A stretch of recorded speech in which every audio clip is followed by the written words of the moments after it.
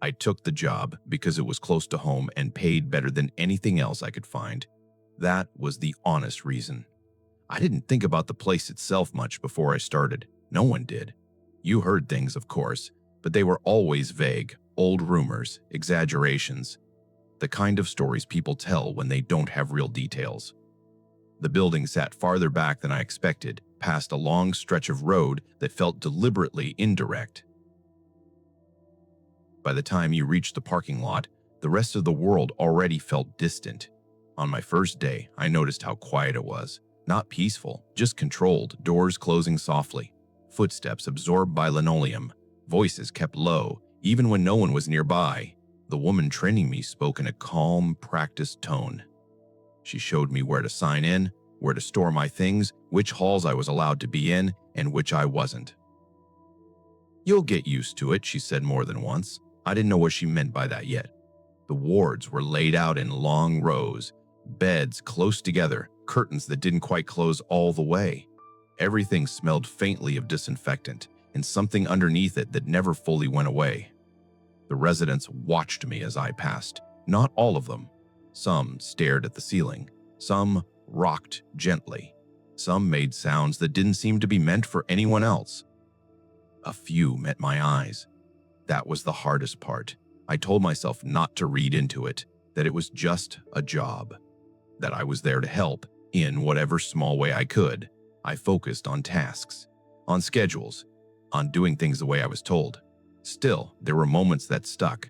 A door at the end of a hallway that was always locked. A room I was never assigned to clean. The way certain names were spoken quickly, as if lingering on them might invite questions. Once, during a break, I asked about one of the residents I hadn't seen in a while. A boy who used to sit near the window and hum to himself. The woman beside me didn't look up from her coffee. "He was transferred," she said. "I waited for more. There was none. I learned not to ask again." At night, after my shifts, I had trouble sleeping, not because of anything specific, just a sense that my thoughts didn't settle the way they used to. Yay! When I closed my eyes, I saw hallways stretching longer than they should have, doors repeating themselves. I started leaving the radio on for background noise. A few weeks in, I noticed something else. Sounds carried strangely in the building after dark. A cough at the far end of the ward sounded too close. A cart rolling somewhere below echoed upward, distorted. Sometimes I heard what sounded like footsteps above us, even when I knew the floor was empty. I mentioned it once to a supervisor. She smiled politely. "Old building," she said. "It does that." That explanation covered a lot. One night, while restocking supplies, I heard a voice say my name, not loudly, just enough to catch my attention. I turned, expecting to see one of the other staff members behind me. The hallway was empty. I stood there for a moment, listening. My name didn't come again. I told myself I'd imagined it. That became a habit. The longer I worked there, the more I noticed how carefully things were documented and how much wasn't. Charts were filled out precisely. Incidents recorded in vague language. Injuries explained with words like unfortunate and unavoidable. Once, while filing paperwork, I found a form that had been partially filled out, then abandoned. A name at the top. An age. Nothing else. I asked what it was for. The answer came quickly. "Don't worry about it." I stopped asking questions after that. It wasn't until I was assigned to night rounds alone that things began to feel wrong in a way I couldn't ignore. The building sounded different at night, louder somehow, even though fewer people were awake. Pipes knocked. Air vents sighed. Somewhere far off, something banged softly at irregular intervals. I walked the halls with my clipboard, checking doors, glancing in on residents who slept or pretended to. As I passed the locked wing, I felt it again, that sense of being watched. Not from behind, from within. I slowed without meaning to. The door was solid, heavy, no window. A sign hung beside it with instructions I'd never been given reason to read. I don't know why I reached out. My hand hovered near the handle, not touching. I wasn't planning to open it. I just wanted to feel how cold the metal was. Before I could decide whether that was a bad idea, I heard something on the other side, a sound too soft to be a knock. A movement. Then a voice, low and uncertain, as if testing whether it was allowed to exist. "Hello?" I stepped back so fast I nearly dropped my clipboard. The hallway was empty, silent. The sound didn't come again. I stood there, heart racing, trying to make sense of what I'd heard. The rational explanations lined up quickly: someone awake, someone confused, someone in the wrong place. But none of those explanations fit with the fact that I wasn't supposed to be able to hear anyone from that wing. I finished my rounds quickly after that. I didn't mention the voice to anyone. I told myself it was stress, fatigue. My mind connecting things that didn't belong together. That explanation worked until the next night, when I heard it again. This time, it wasn't just one voice, it was several, low, overlapping, muffled by walls that were never meant to keep sound. How only people in. I stood frozen in the hallway, listening to something I wasn't supposed to know was there. And for the first time since I'd started working at Willowbrook, I understood something clearly. The stories hadn't been meant to scare people away. They'd been meant to make sure no one stayed long enough to listen. After that night, I started paying attention in a different way, not looking for anything specific, just noticing the way certain doors were avoided during shift changes, how supervisors positioned themselves in hallways so you couldn't see past them, how some residents were never mentioned at all, even when beds were clearly occupied one day and empty the next. The voices didn't happen every night. That was almost worse. If it had been constant, I could have blamed the building, the acoustics, my own nerves. Instead, it came and went without pattern. Some nights were quiet enough that I almost convinced myself I'd imagined everything. Then, just as I'd start to relax, I'd hear it again, always near the locked wing, never loud, never urgent, just enough to remind me that someone was there, someone aware. I began taking my breaks in places where I couldn't hear it. The staff room. Outside, if the weather allowed. I stopped walking past that hallway unless I absolutely had to. It didn't help. One evening, I was asked to cover an extra shift. Short notice, someone called out sick. I said yes without thinking, then regretted it the moment I stepped inside. The building felt different that night, heavier, like the air wasn't moving the way it should. During rounds, I noticed a door standing open that was always closed. Room numbers blurred together after a while, but I recognized this one immediately. It belonged to the locked wing, the one I wasn't assigned to, the one I wasn't supposed to access. The door wasn't wide open, just cracked enough to let light spill into the hallway. I stood there for a long time, debating with myself. Part of me wanted to walk away and pretend I hadn't seen it. Another part, the part that had been listening, felt pulled forward. I pushed the door open. The smell hit me first. Stale, sweet and sour at the same time. Underneath it, something medicinal. The room was larger than I expected. Beds lined the walls, closer together than in the other wards. No curtains, no personal items. Just identical frames and thin mattresses. Some of the beds were occupied. The people in them weren't asleep. They watched me, not with fear, not with surprise, just quiet attention, like they'd been waiting for someone to finally look back. I tried to speak. Nothing came out. A man near the far wall lifted his hand slightly, then let it fall back to his side. The motion was weak, unfinished. His mouth moved, but no sound came. I stepped back.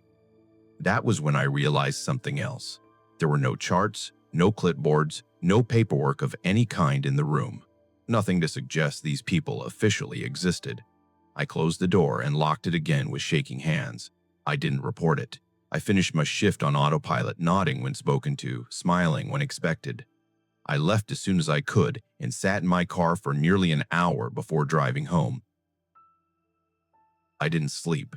The next day, the door was closed, locked, seamless, no sign it had ever been opened.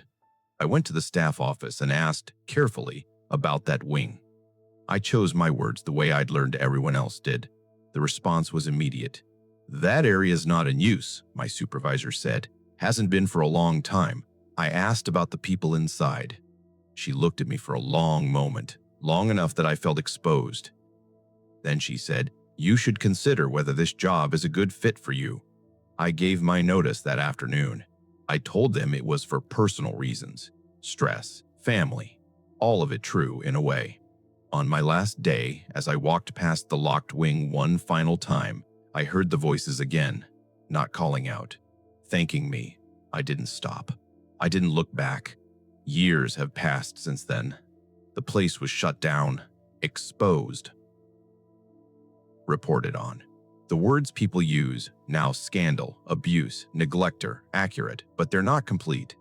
They don't account for the people who were still there when the cameras left. Sometimes, late at night, I think about that room, about the way they watched me, about how carefully they'd learned to be quiet. I know better now than to think monsters are loud. Some of them survive by making sure no one ever hears them at all.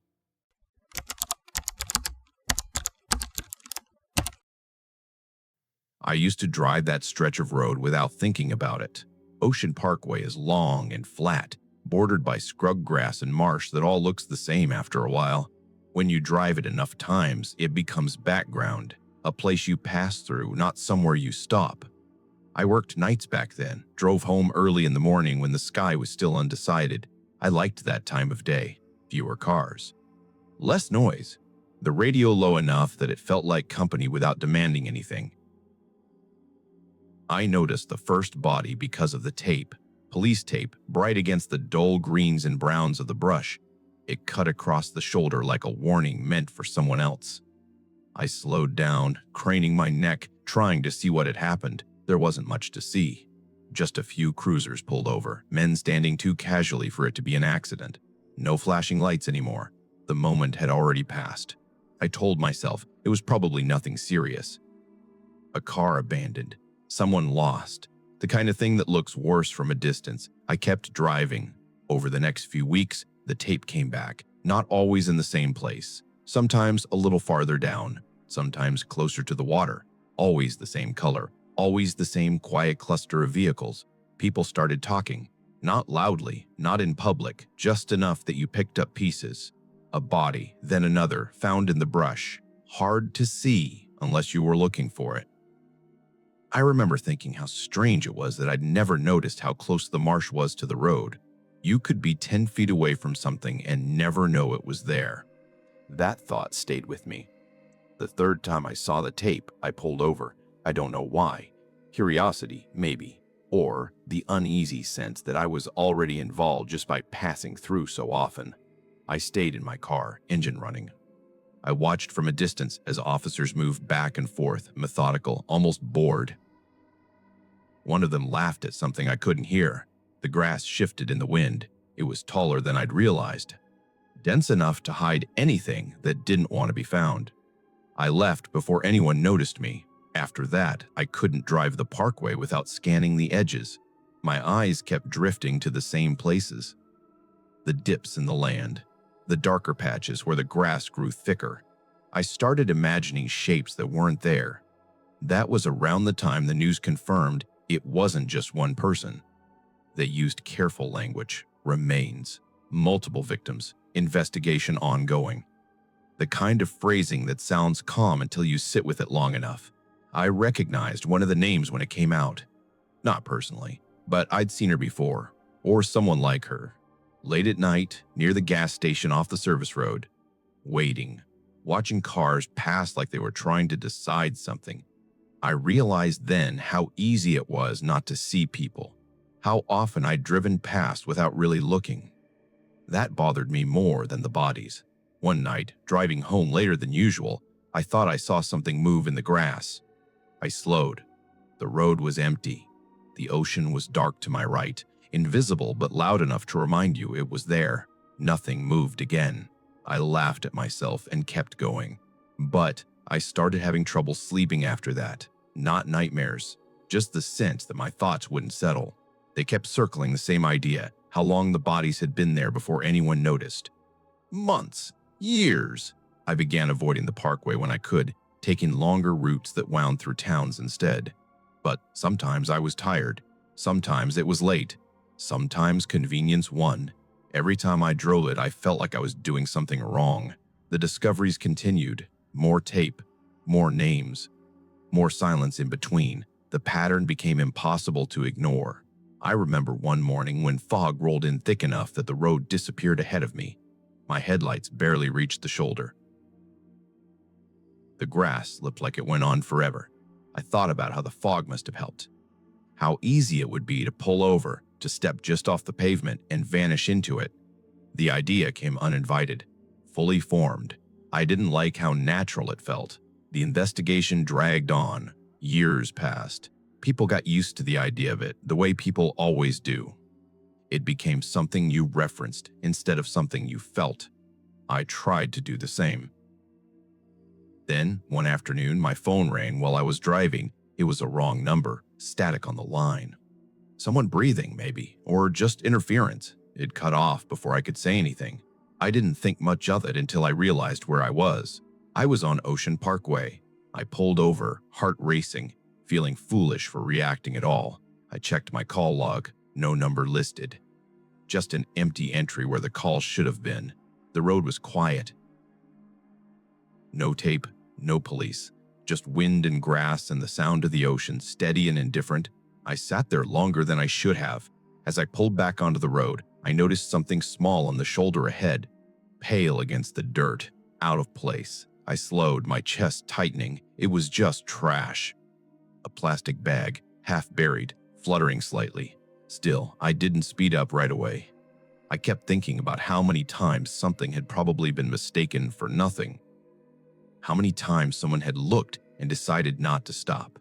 That night, I dreamed of the parkway stretching on without end. No exits, no landmarks. Just the same strip of road repeating over and over. When I woke up, my phone was on the floor beside the bed. The screen was lit. There were no notifications, but the call log showed a missed call. No number, just a time. Just after midnight. I stopped taking Ocean Parkway after that. But sometimes, when I'm driving late and the road goes quiet in a familiar way, I get the feeling that I'm still on it, that I never really left, and that whatever happened out there didn't need the road anymore to follow me. I told myself the call meant nothing. Phones glitch, signals drop, logs misrecord things. There were a dozen reasonable explanations, and I cycled through all of them until one finally stuck well enough to let me sleep again.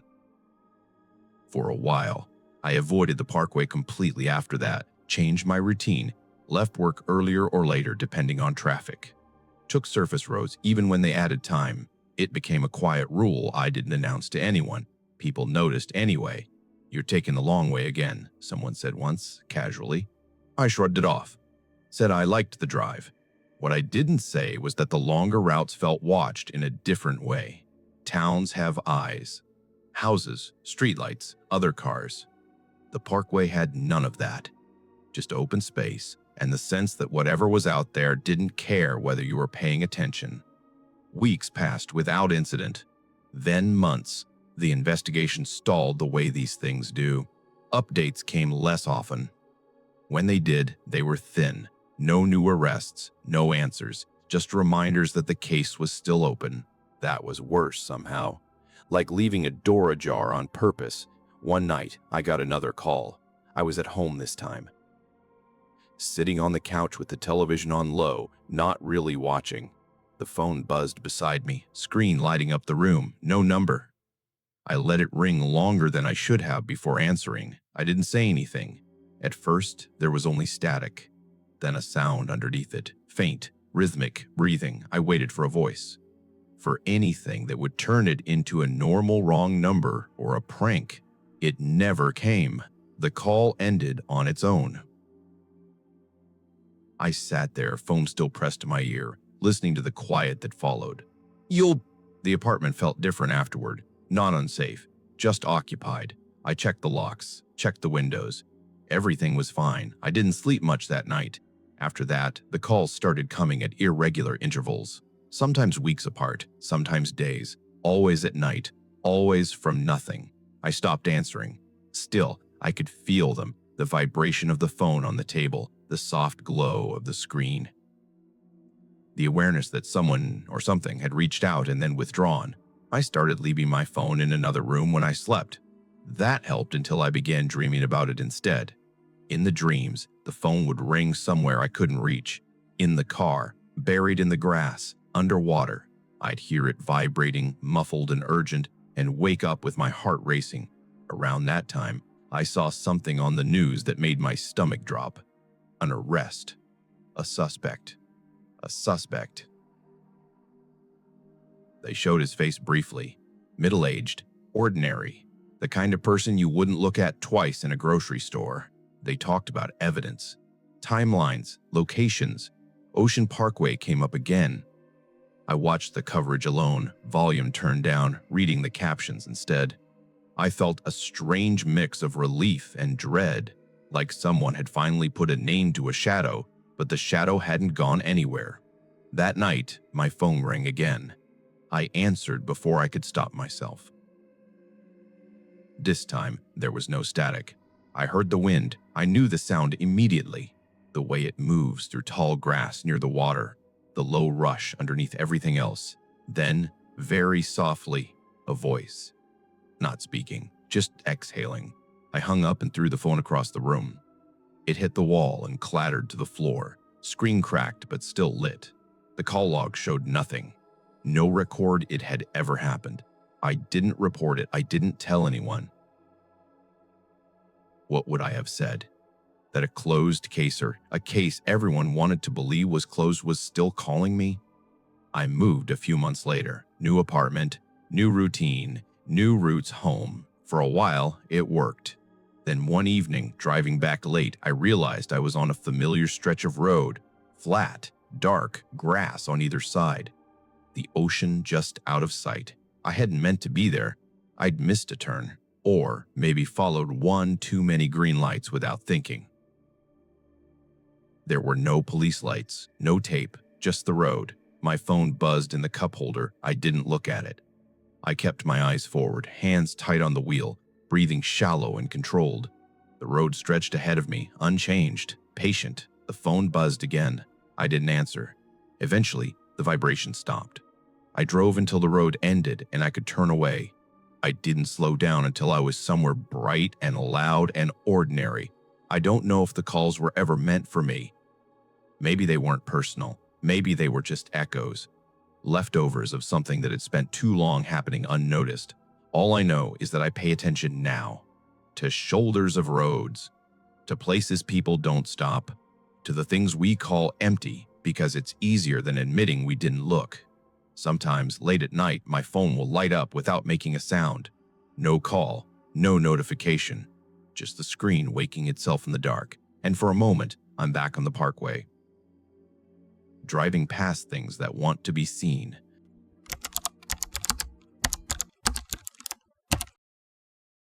I was sitting in my tree stand when I realized I couldn't hear him anymore.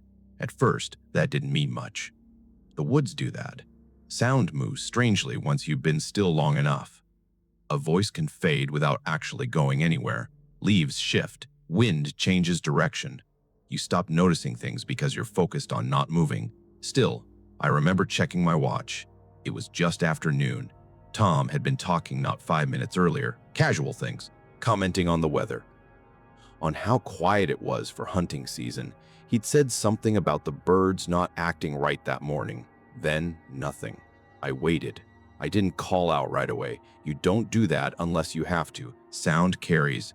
You don't want to spook anything nearby. After a minute or two, I whispered his name. No answer. I told myself he'd just shifted position, maybe climbed down to stretch his legs.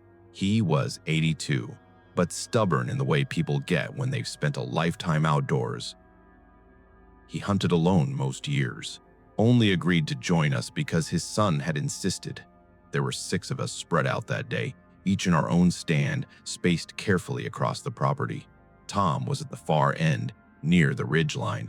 The most experienced among us, the safest spot, we thought. The wind moved through the trees in a slow, steady way. No sudden gusts, no snapping branches. I whispered his name again, louder this time. Nothing. I climbed down about 10 minutes later, not panicked, just uneasy. I radioed the others, asked if anyone had eyes on Tom. No one did. We regrouped near where his stand should have been. The woods there looked exactly the way they had that morning. No disturbed ground, no broken brush. His rifle was still propped against the tree, exactly where he'd left it. That's when the feeling settled in. The one you don't want to acknowledge right away. Tom hadn't gone anywhere. At least, not in any way that made sense.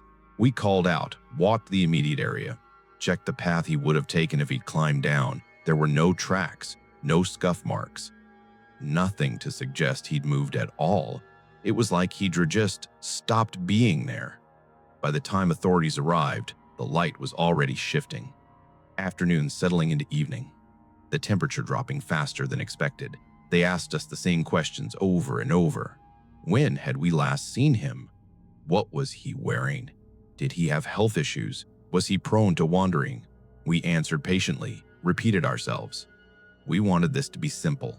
A wrong turn, a stumble, something that could be corrected. Search teams came in waves. Dogs, helicopters, volunteers. The woods filled with people and noise in a way that felt wrong, like we were intruding on something that didn't want us there. They found nothing. No footprints, no torn clothing, no blood, not even a dropped glove. Days passed, then weeks. At some point, the search changed tone. The questions shifted. Not where is he, but how far could he have gone? How long could he have survived? I started replaying that morning in my head. Every word he'd said, every sound I might have missed. I wondered if there had been a moment when I should have spoken up sooner. The woods looked different after that. Familiar, but altered. Like noticing a flaw in a room you've lived in for years and suddenly can't ignore. I went back once, alone, months later. I don't know why. Closure maybe. Or the hope that something would finally make sense. I stood near the tree where his stand had been. The ground was covered in leaves now, hiding whatever traces might have been there. I tried to imagine him climbing down, walking away, getting turned around. I couldn't. It was too clean, too empty. As I turned to leave, I noticed something small at the base of the tree. A watch. I recognized it immediately. Simple, worn leather strap, scratched face. Tom never took it off. I picked it up. It wasn't damaged. Still ticking. The time was wrong. It was stuck at just after noon. I stood there longer than I should have, listening to the woods, waiting for something to explain itself. Nothing did. I turned the watch over in my hands once more, then put it back where I'd found it. Some things, I've learned, don't want to be carried away. I don't hunt that area anymore. Sometimes, when I'm out in quieter woods, I catch myself listening for a voice that isn't there, and I always check the time. I didn't tell anyone about the watch. Not at first. I don't know why. Maybe because once I did, it would stop being something I'd seen and become something that needed explaining. And I didn't have an explanation that made sense. I told the authorities later when they asked again, months after the search had officially ended. They wrote it down, asked where I'd found it, asked why I hadn't reported it immediately. I said I didn't think it mattered anymore. They didn't argue with that. Life moved on in the way it always does after something unresolved. People stopped bringing Tom up unless there was a reason. A holiday, a birthday, a quiet moment when conversation ran out. I noticed something though. No one talked about the exact moment he disappeared. They talked around it. The search. The scale of it. The helicopters, the dogs, the questions. But never that thin slice of time between his last words and the silence that followed. I talked about it, not out loud, only in my head. I replayed it the way you replay a sound you didn't quite catch, wondering if there had been a change in tone, a hesitation, anything that might have hinted at what was coming. There was nothing. A year later, I found myself driving north without really deciding to. The road was familiar enough that I didn't notice where I was headed until the trees thickened and the cell signal dropped away. I pulled over before I reached the trailhead. I didn't bring a weapon. I didn't bring a radio. I told myself I was just going to walk a little, stretch my legs, prove to myself that nothing had changed. The woods were quiet in the same way they always are when you're alone in them, not silent. Just uninterested. I walked slowly, following paths I knew by heart.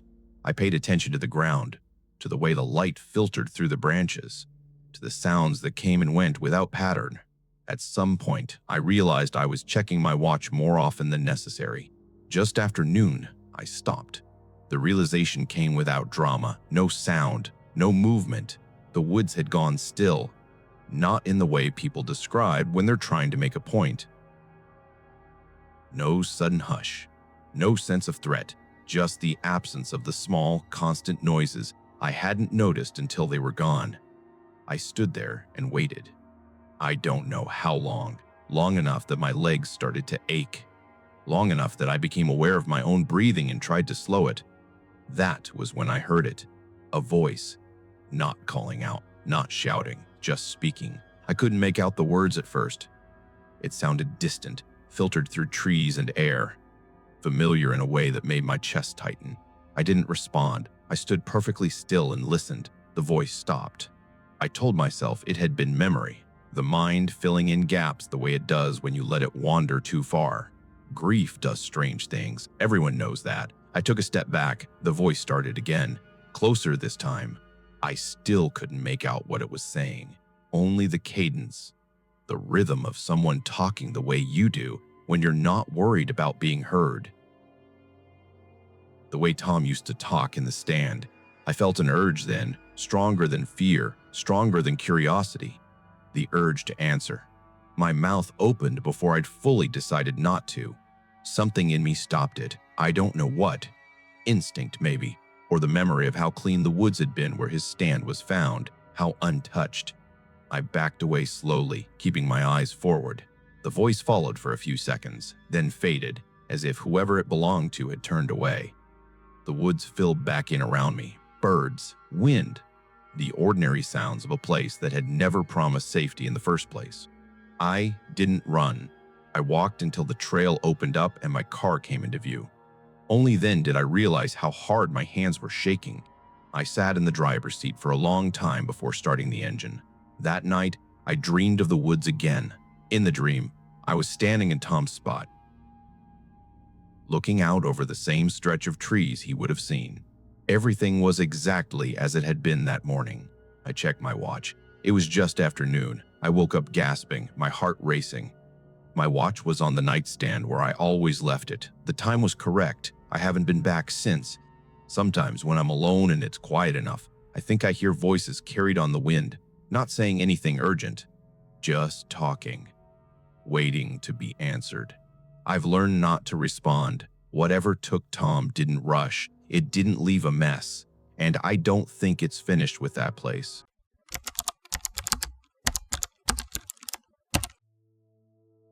I grew up being told not to walk too close to the fence. No one ever explained why in a way that made sense. They just said it the same way they told you not to play in traffic or touch a hot stove. Flat. Final. Like the explanation wasn't important, only the obedience. The fence ran along the edge of the woods behind our block on Staten Island. Chain link, rusted in places, bent inward as if something heavy had leaned against it years ago and never fully let go. Beyond it, the trees thickened quickly. You could stand right up against the fence and still not see more than a few yards in. We called it the old place. Sometimes the adults used its real name, but only when they thought we weren't listening. Willowbrook. As kids, we knew it for a different reason. Cropsey lived there. That's what they told us anyway. The story changed depending on who was telling it. Sometimes Cropsey was a man who kidnapped children. Sometimes he lived underground, moving through tunnels no one could find anymore. Sometimes he had hooks for hands. Sometimes he burned people. None of that mattered much. What mattered was that he took kids who wandered too far, and that once he took you, you didn't come back. I didn't believe it. Not really. None of us did. But we still stayed away from the fence. Yeah! I didn't think about Cropsey again until years later, when I came back to the island after being gone for a long time. My mother had died, and I was staying in the house longer than planned, sorting through things that didn't belong to anyone anymore. The neighborhood hadn't changed much. Same streets, same houses sinking slightly into themselves. The fence was still there. One afternoon, while clearing out the garage, I found something that made me stop. An old flashlight. It was heavier than the ones you buy now. Metal casing, scratched lens.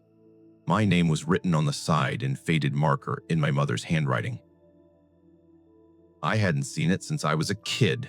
I remembered why I'd lost it. I hadn't meant to cross the fence. That part is important. I wasn't trying to be brave or stupid. The ball just went through and I followed it without thinking. 1 second I was on our side. The next, I was pushing through a gap someone had cut into the wire years earlier. The woods felt different immediately. Not darker, just quieter, like the sound had been turned down a little too far. I remember crouching to grab the ball and hearing something behind me. A footstep maybe, or a branch settling. I froze. I didn't call out. I didn't move. Nothing happened. I waited longer than made sense, then ran back through the fence so fast I tore my shirt. I didn't tell anyone. I just pretended the flashlight had gone missing somewhere else. Standing in the garage decades later, holding it again, I realized how clearly I still remembered that silence. That night, I dreamed about the fence. In the dream, it wasn't broken. It was intact, stretching farther than it ever had in real life. I walked alongside it, not trying to cross, just following it. On the other side, the buildings of Willowbrook rose up long, low, windowed structures with lights on inside. I could see movement through the windows, shapes passing back and forth. When I woke up, I felt unsettled in a way that didn't fade with coffee or daylight. The next day, I drove past the old grounds. Most of it had been reclaimed, repurposed, renamed, but parts were still abandoned. Windows boarded up, paint peeled away to bare concrete.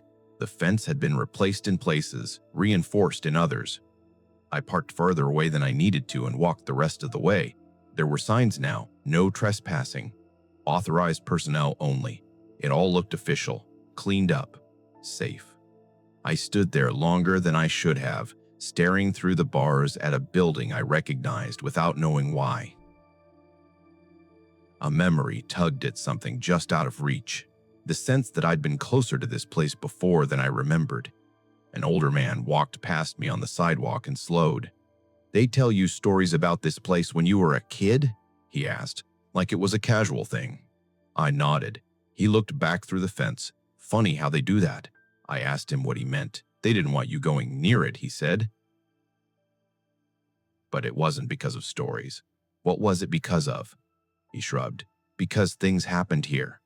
And it was easier to make a monster than explain that." He walked away before I could ask anything else. That night, I started looking things up. Not the stories, the records, old articles, lawsuits, photos that weren't meant to be seen by anyone outside. The pictures were grainy, institutional, rows of beds, blank walls, faces turned away from the camera. The language was worse than the images. Clinical, detached, like describing broken equipment instead of people. I learned what had really gone on inside Willowbrook, the overcrowding, the neglect, the experiments, how children disappeared into the system and were never really seen again. I sat at the kitchen table, reading until my eyes hurt. At some point, I realized my hands were shaking. I understood then why the adults had told us stories, why they pointed to the woods and whispered a name instead of saying the truth out loud. The truth required too many explanations, too much guilt. Monsters were simpler. The next thing that happened felt small at first. I was throwing out boxes from the garage when I heard something metallic hit the concrete behind me. A light clatter, then silence. I turned. The flashlight was on the ground. I knew I hadn't dropped it. I hadn't even been holding it. It had been on a shelf inside, tucked into a box I hadn't opened yet. I picked it up. The metal was cold. Out of habit, I clicked it on. The beam flickered, then steadied. It illuminated the inside of the garage dust, shelves, old paint cans, ordinary things. Then, just at the edge of the light, I saw movement. Not a shape, not a person, just the suggestion that something had shifted where it shouldn't have. I turned the flashlight off. I stood there for a long time in the dark, listening to the sound of my own breathing. I told myself it was memory, old fear resurfacing, stories mixing with facts until my mind filled in the gaps. That explanation worked. For a little while, I didn't tell anyone about the flashlight. I put it back where I'd found it, and closed the box. The cardboard flaps scraped together with a soft tearing sound, louder than they should have been. I remember thinking how thin the walls of the garage felt all of a sudden, like it wasn't really separate from the woods behind it. That night, I slept with the bedroom door closed. I hadn't done that since I was a kid. I woke sometime after midnight to the sound of something humming. It took me a moment to realize it was coming from inside the house. Low, electrical, steady. Not loud enough to be urgent, but persistent enough that I couldn't ignore it. I lay still and listened, counting breaths. The sound wasn't moving. It wasn't getting closer or farther away. But it just there. When I finally got up and followed it, I felt ridiculous. An adult walking barefoot down a hallway, half expecting to find nothing and almost disappointed at the thought. The garage light was on. I knew I hadn't left it that way. The door was still closed. No sign it had been opened. I stood there with my hand on the knob, listening. The humming was louder now. When I opened the door, the light went out. The garage fell into darkness so complete it felt deliberate. I stood frozen, heart pounding, waiting for something else to happen. Nothing did. I backed out and closed the door, slower this time. I didn't go back to sleep. The next morning, I told myself it was faulty wiring. Old house, old fixtures. That explanation fit neatly enough to hold for a few hours, until I found the footprints. They weren't deep, just faint impressions in the dust near the back of the garage, leading toward the door that faced the woods. Too small to belong to an adult, too narrow. I stared at them longer than I should have, trying to convince myself they were old, left over from years ago, from when I was a kid. But I knew better. They ended at the door. The lock was still engaged. That afternoon, I drove back to the fence. I didn't mean to. I just kept driving until the streets narrowed and the trees thickened. I parked in the same place as before and walked the last stretch on foot. The air was heavy, overcast without rain. The fence looked taller than I remembered, the metal colder, more rigid. I pressed my fingers against it, half expecting to feel something push back. I didn't cross. I didn't even lean in. I just stood there and listened. Somewhere deep in the woods, something metallic clanged. Once. Then again. Slow. Deliberate. Like a door being tested. I stepped back. That was when I saw the opening. Not the old gap I remembered from childhood. This one was new. The wire had been cut cleanly, the ends bent back just enough for someone small to slip through. My first thought was that kids had done it. Teenagers, maybe, looking for a scare. My second thought was that it hadn't been there the day before. I left without taking a picture, without telling anyone. I don't know why. Part of me didn't want proof. Proof would mean responsibility. That night, the humming came back. This time, it wasn't coming from the garage. It was coming from the hallway. I stood in my bedroom doorway, listening to it vibrate softly through the floorboards. It reminded me of fluorescent lights in old buildings, the kind that never quite shut off. As I stood there, I realized something else. The sound wasn't constant. It paused, as if listening back. I shut the door and sat on the bed until morning, my back against the wall. The next day, I found an article buried deep online. Not one of the big ones, a local piece, scanned from an old paper.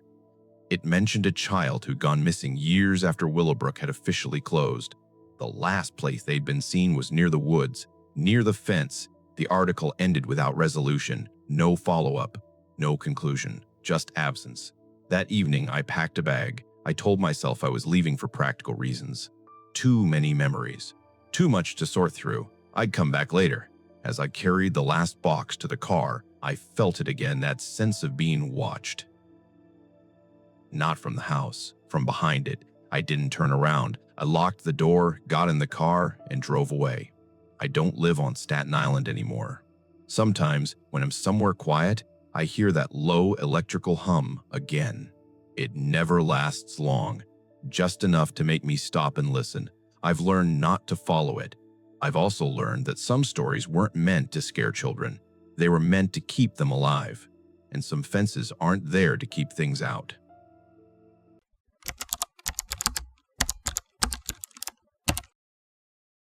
I didn't think much of the letters at first. People passed notes around all the time back then. Boarding houses, factories, train depots paper moved faster than conversation. I only noticed hers because she kept asking if I would hold on to them for a day or two. She said she didn't like leaving them where others could read them. I worked at the post office in Cortland that summer. Nothing important. Sorting, stamping, handing envelopes across the counter. Grace Brown came in on her lunch breaks. Always at the same time, always careful with her gloves.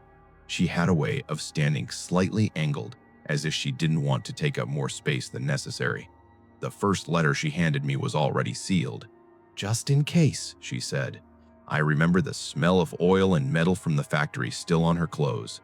The weather had been heavy all week, and the windows were open. Somewhere behind me, the clock ticked unevenly. I slid the letter into my drawer and forgot about it until closing. That was the routine for a while. Grace would come in, sometimes twice a week, sometimes less. She would leave letters with me, sometimes addressed, sometimes not. I never read them. That part matters to me now. I want to be clear about that. At least, I didn't read them then. She talked more as the weeks went on. Small things at first, complaints about the heat, the noise in the boarding house, her feet hurting from standing all day. Normal things, the kind of talk people use so they don't have to say what's actually bothering them. One afternoon, she mentioned she might be leaving town for a few days. "Just a trip," she said, like it was already decided. Up north, I asked if she was excited. It seemed like the right thing to ask. She paused longer than usual before answering. "I think so." The letters started coming more frequently after that. Some days she'd bring 2. Once she brought 3, tied together with a bit of string. Her hands shook when she passed them to me. I noticed because she noticed me noticing and pulled them back for a second before letting go. "If I didn't come back," she said very quietly, "someone should read them." I laughed. Not because it was funny, because it didn't sound real. People don't talk that way when nothing's wrong. "You'll be back," I said. "Everyone always comes back." She smiled at that. Not like she agreed, more like she appreciated the effort. The last time I saw her, it was raining, not hard, just enough to make everything smell damp and metallic. She wore a different coat than usual, newer. I remember thinking it didn't suit her. She didn't bring a letter that day. "I won't need you to hold on to anything," she said. I asked how long she'd be gone. "A little while." She hesitated at the door, then turned back. "If anyone asks," she said, "tell them I seemed fine." I nodded because that was easier than asking why she felt the need to say it. After she left, I stood there longer than necessary. The rain tapped against the window. Someone cleared their throat behind me. The day continued. She never came back. At first, no one was worried. People disappear for a few days, especially young women, especially when there's talk of marriage or work elsewhere. The factory girls whispered about her trip like it was something romantic. A boat, a lake, fresh air. A week passed, then another. A man came to the post office asking questions, well-dressed, polite. His voice had a way of filling the room without getting louder. He asked if Grace Brown had left mail behind. I said no. That was the first lie I told about her. After he left, I locked my drawer and sat down.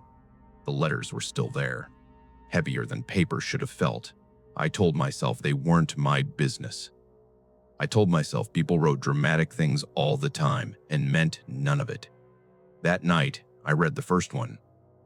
It was dated earlier than I expected. Months earlier, she wrote about waiting, about promises made quietly so no one else would hear, about trying to be patient because impatience was unladylike. She mentioned money, a future that kept being pushed just a little further away. There was nothing frightening in it. That's what unsettled me. It was careful, reasonable, like she was trying to convince herself more than anyone else. The second letter was different. She wrote about a trip, about how she wasn't sure it was wise, but it felt like the only way forward. She asked questions on the page, then answered them herself.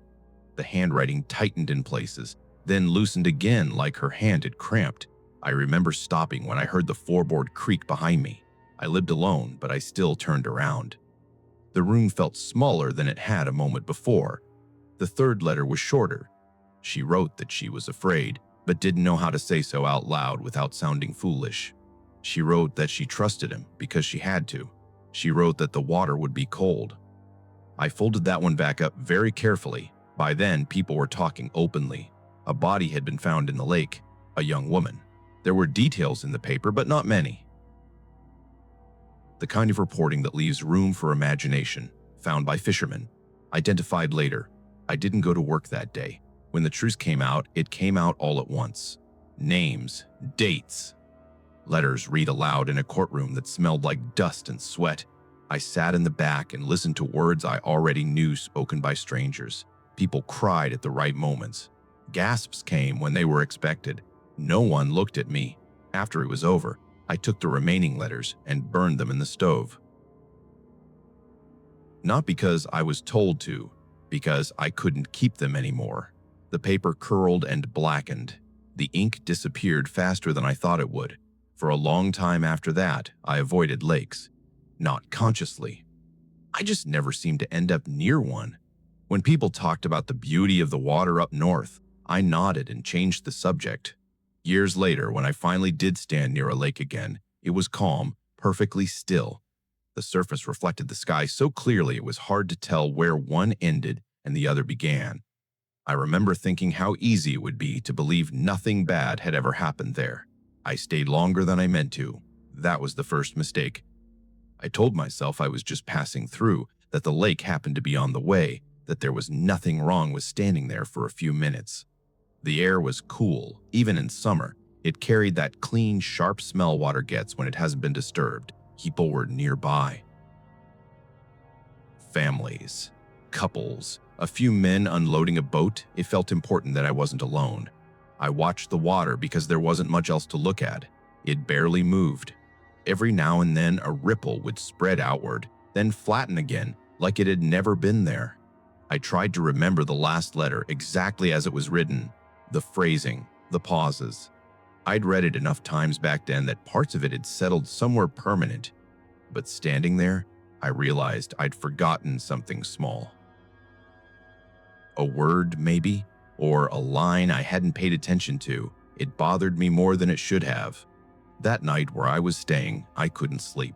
The bed was fine. The room was quiet. Still, my mind kept circling the sane thought that the letters I burned might not have been the only ones. Grace had been careful enough to hide things. Careful enough to leave them with someone she barely knew instead of the people closest to her. It made me wonder what she hadn't trusted me with. I went back to the lake the next morning. There was a path that followed the shoreline, worn down by years of footsteps. I walked it slowly, counting my steps without meaning to. The sun hadn't fully burned through the fog yet. Everything looked muted, like it was waiting. Halfway around, I stopped near a cluster of rocks that jutted out into the water. They looked ordinary. I wouldn't have noticed them if not for the way the water moved around them, slower there, as if resisting. I stood and listened. That was when I realized how quiet it was. Not peaceful, just absent, no insects, no birds. Even the distant voices I'd heard the day before were gone. I thought about her last line, the one about the water being cold. It had been written plainly, without drama, as if it were a simple fact worth noting. I wondered how long she'd been in the water before anyone found her. The papers hadn't said. They never did. I left before the fog lifted. For weeks afterward, small things started happening. Nothing that would make sense to explain to someone else. I would wake in the night with the sensation of pressure on my chest, like holding my breath too long. I'd hear water where there was none just for a second. A slosh, a drip, then silence. Once, at work, I caught myself listening for footsteps behind me. The floorboards hadn't changed. The building hadn't changed. Still, I kept expecting to hear someone stop just out of sight. I told myself it was memory. Guilt. Old stories resurfacing because I'd let myself stand too close to where it happened. That explanation worked until it didn't. One afternoon, a letter arrived without a stamp. It was addressed to the post office, but not to anyone in particular. The handwriting was neat. familiar in a way that made my stomach tighten. Inside was a single sheet of paper. There was no greeting, no signature. It read, "You did what you could." That was all. I checked the date, none written. I asked around. No one remembered seeing who dropped it off. The door hadn't even opened, as far as anyone could recall. I took the letter home and placed it on the table. I stared at it for a long time, trying to decide if it meant comfort or accusation. The words didn't change. They didn't explain themselves. That night, I dreamed of water, not drowning, not struggling, just standing at the edge, looking down. The surface was so clear I could see straight through it. There was something dark below, but it didn't move. When I woke, my sheets were damp with sweat. My throat hurt like I'd been coughing. After that, the dreams came more often. Always the same lake, always still. Sometimes I thought I heard her voice, but I could never remember what it said. Only the feeling that it wasn't meant for me. I stopped sleeping well. I stopped going near water entirely. I considered leaving town again, this time for good, but the idea of carrying the letter's memory somewhere new felt wrong, like moving a grave. Years passed. People stopped talking about the case. New tragedies replaced the old one. The lake remained. Postcards still showed it at its most beautiful, glassy, and untouched. Every so often, someone would mention how calm it was, how peaceful. I never corrected them. The last thing happened quietly. No dream, no letter. I was walking home one evening when I passed a storefront window. For a moment, I thought I saw someone standing behind me in the reflection. A young woman, pale, still. I turned. There was no one there, but my reflection looked wrong, distorted slightly, as if seen through water. I stood very still until it settled back into something familiar. I went home and locked the door. I don't visit lakes anymore. I don't read old newspapers. I don't hold on to other people's letters. Still, sometimes, when everything is quiet and the air feels heavy, I think about how calm the water looked that day. And how easy it was to believe that meant it was safe.